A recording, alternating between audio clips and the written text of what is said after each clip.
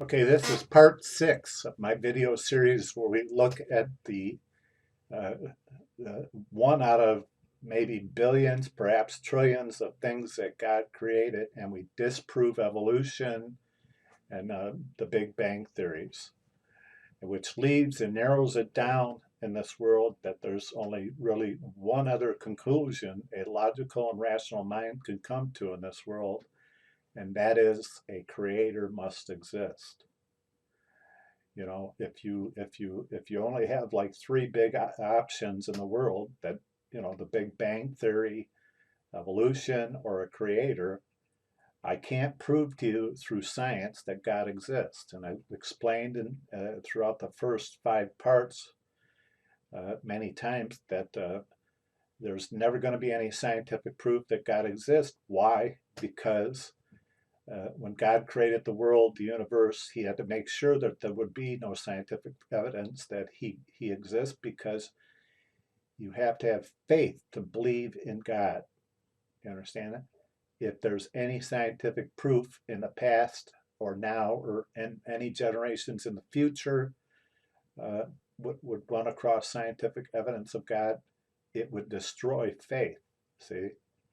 Do you understand what I'm saying? It would become a scientific fact, and faith would now be destroyed. You know, you wouldn't have to have a little bit of faith to believe in your heart that God exists, because now you just have scientific fact that he exists. And now the Bible would be untrue. A lot of verses say you need faith to get your prayers answered.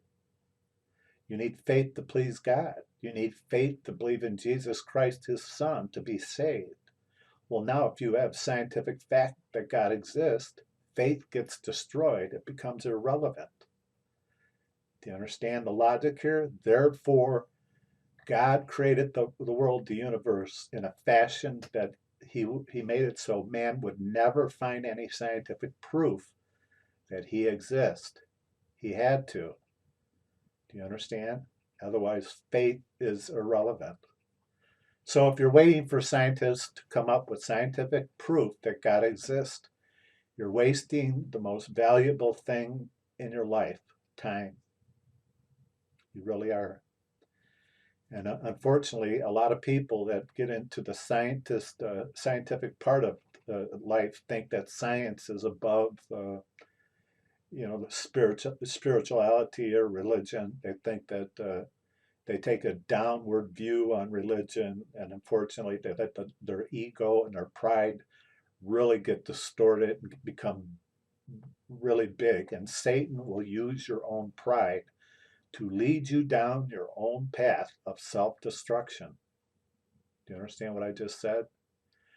Pride is a very self destructive force in people. It's probably the most self destructive force in a person. And if you don't think so, look what it did to Satan himself, and look what God has to say about human pride.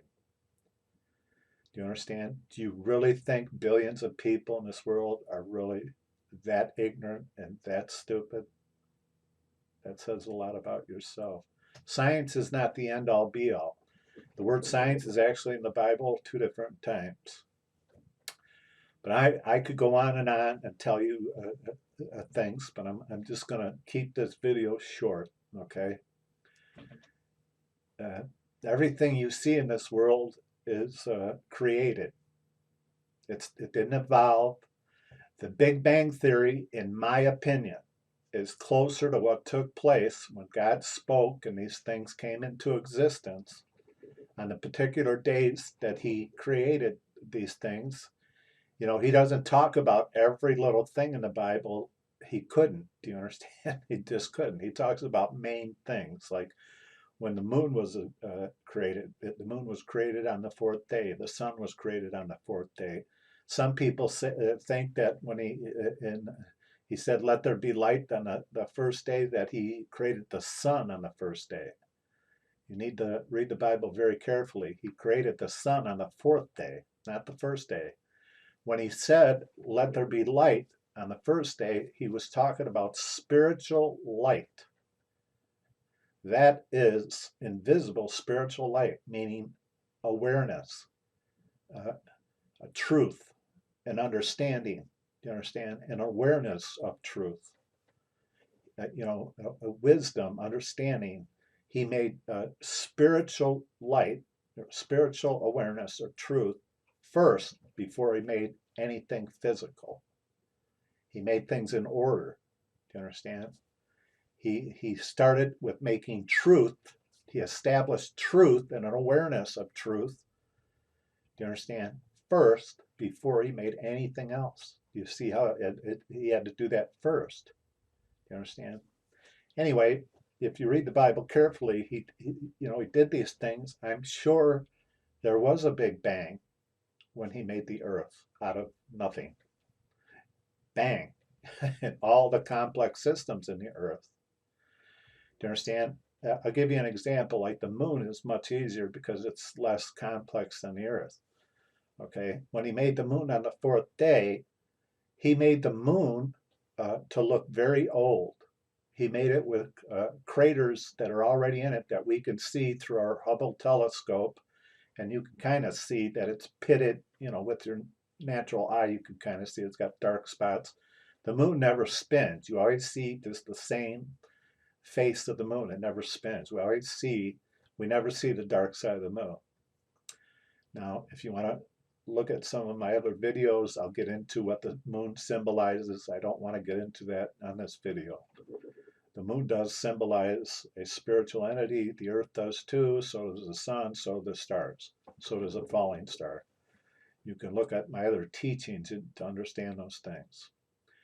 Anyway, the moon was created with pits in it, with craters already in it on the fourth day. It was not created nice and smooth, and then it took millions of years for asteroids and meteorites to hit it, accidentally, and put pits in it and craters in it and make it look like millions of years old. God made it on the fourth day to look like asteroids had hit it for millions of years. Do you understand that? He made it look old on the fourth day. I can make antique furniture. I could take a new piece of wood and beat it with hammers and chains and this and that, and then make it look distressed and make it look like it's 100 years old, but it's actually brand new. That's what I'm saying. We have the ability as men and women to make things look old, but they're brand new. Look what Hollywood does. Hollywood has the ability to make movies, and then in the background of their movies, they make it look like the Old West, but it's a studio backlot. It's really not an old town. It's, what I'm saying? It's a facade. Okay, do you understand? The moon is not real. None of this is real. Okay, do you understand? None of this is real. Okay, in the sense that it did not evolve.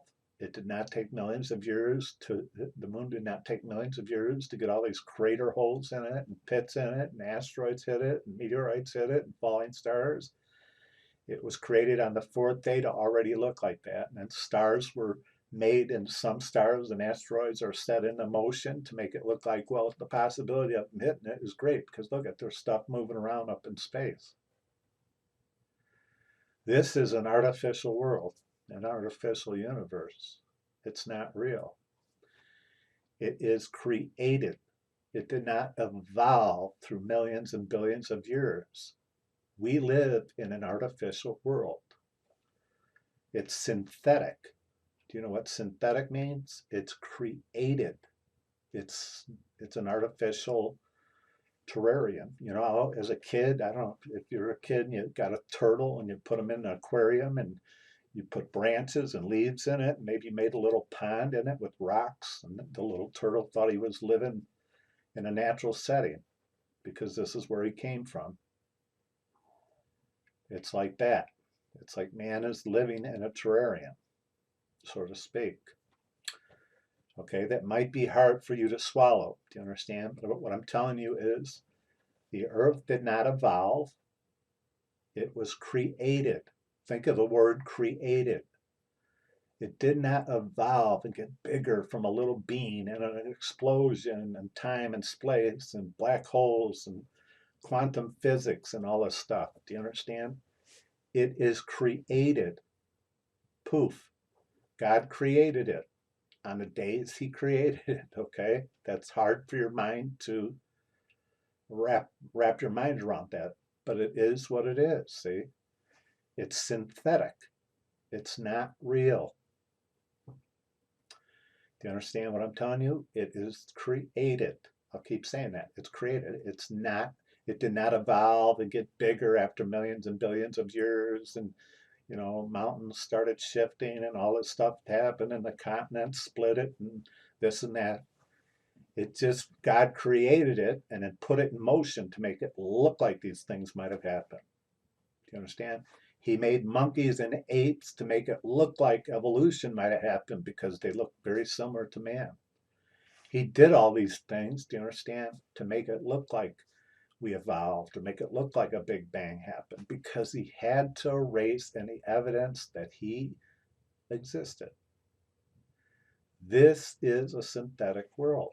It's merely created for us as physical beings to have a physical world.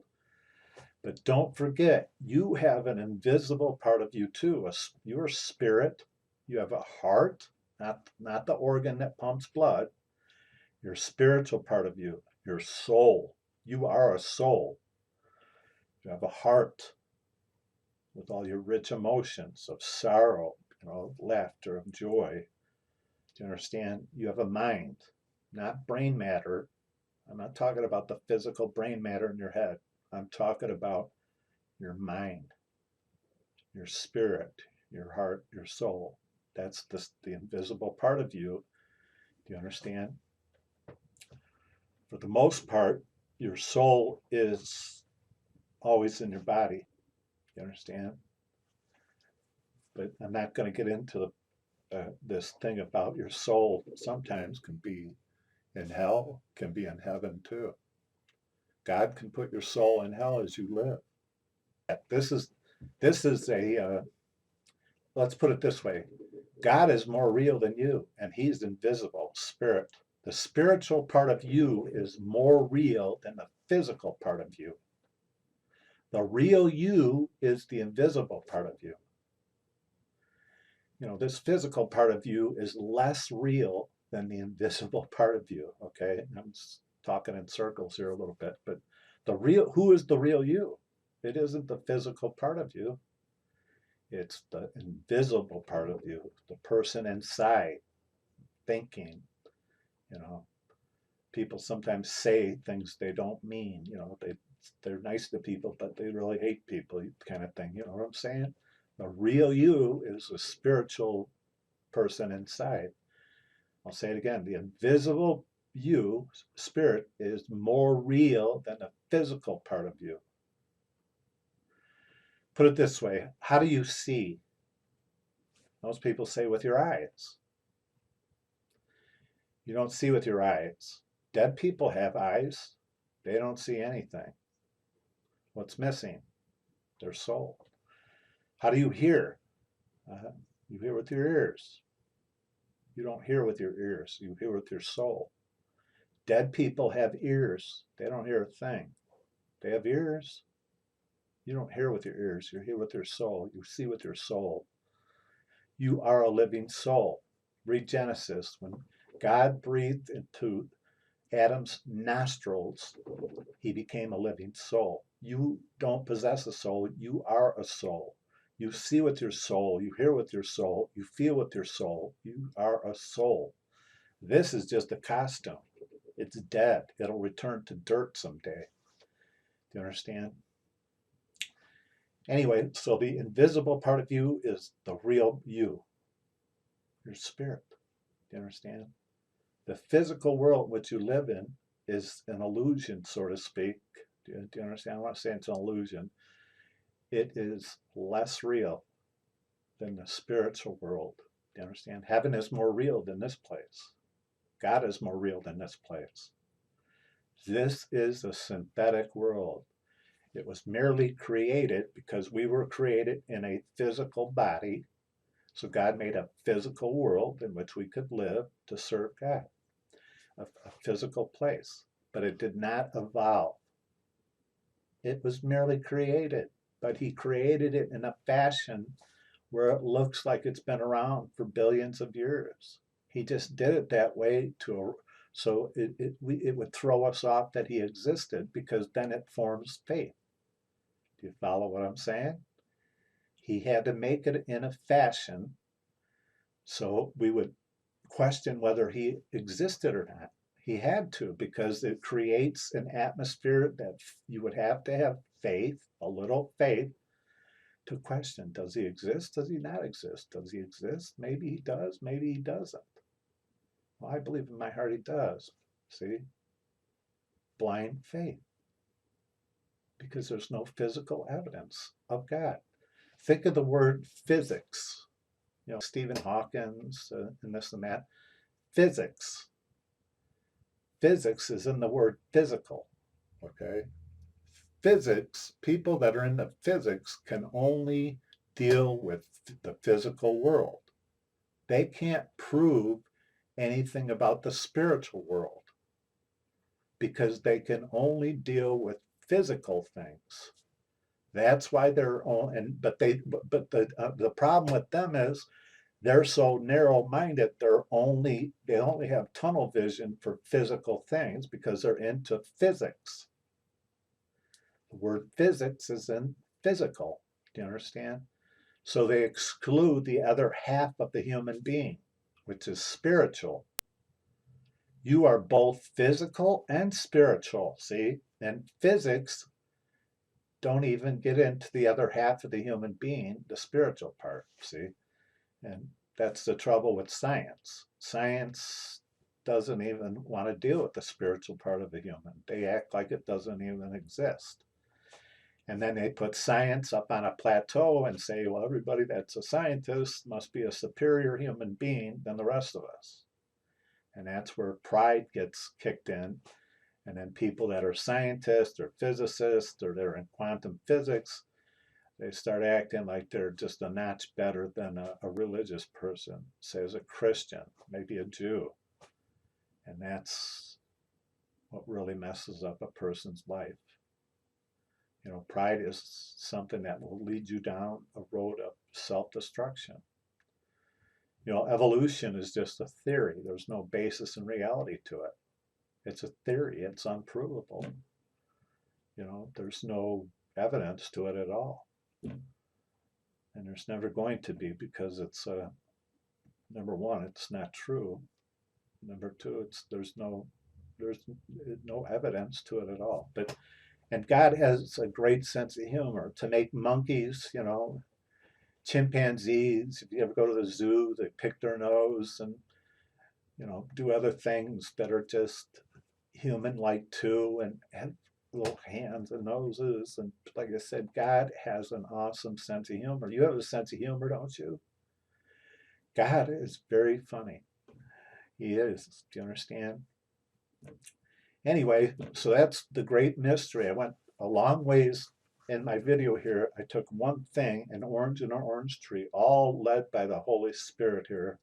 About a couple months ago, my wife and I moved to Florida about last April, and there's orange groves everywhere. Everywhere you look, there's orange trees, and right now they're coming into a harvest season.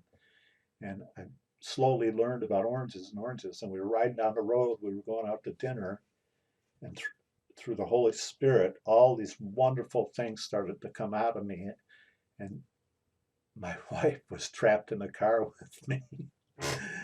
And I started with all this stuff. I do this to her all the time on purpose, because she can't. If I do it at home, she can walk into another room or go outside. So I do this in the car on purpose to her. And out came all this stuff. It just flowed out of me, and every bit of it was true, and so much of it was so beautiful. And that's what began this whole series about the orange and the orange tree. And it's all true. But this is the greater truth is, none of this is real. It's all synthetic, but it's all beautiful. The taste of an orange is so sweet. The navel oranges we love. God made these beautiful things. He created them. They didn't evolve, but he has a system, that of what he created, He created all these seeds. If you look at the beginning of the Bible, you'll see that he actually had all the seeds all over the world. He had planted them, all the different trees, all the different fruit trees, all the vegetation, the plants, the vegetables, everything was planted, but it hadn't rained yet. So all the seeds were planted, all the grass. Could you imagine all the grass that blankets the earth? Everything, all the pine trees, all the trees that give out oxygen. I mean, I could go on and on about the attributes of other trees, you know, not fruit trees, the ones that give out oxygen, the whole system here. It's all a system. It's all this master plan with nothing wasted. Nothing's wasted with the fruit tree. You know, when you eat and then you defecate, even your feces is fertilizer. You know, when a cow eats, they defecate and it fertilizes the grass that they eat and it grows better. The whole thing is a cycle where nothing is wasted. Everything has value, even the dung. Only a mastermind could have created things like that, where everything has value to it, even poop. Okay, that's the great mystery. I hope you made it this far, and I hope this video series inspires you to believe in God, helps you believe in God, to have faith in God. And past that, beyond that, I hope it helps leads you to believe in the ultimate truth, in the Lord Jesus Christ, his Son. There are many lies in the world. The worst lies are always very close to the truth. Okay? They do the most amount of damage. Do you understand? The worst lies in the world are always very close to the truth. They're hard to detect, and they do the most amount of damage. Do you understand? Jesus Christ is the truth. He's not a truth amongst many truths. He's the truth. That means everything else is a lie. Anyway, I really do hope that this video series helps you in some fashion along your way of self-discovery of who you are, and also who God is and who Jesus Christ is too.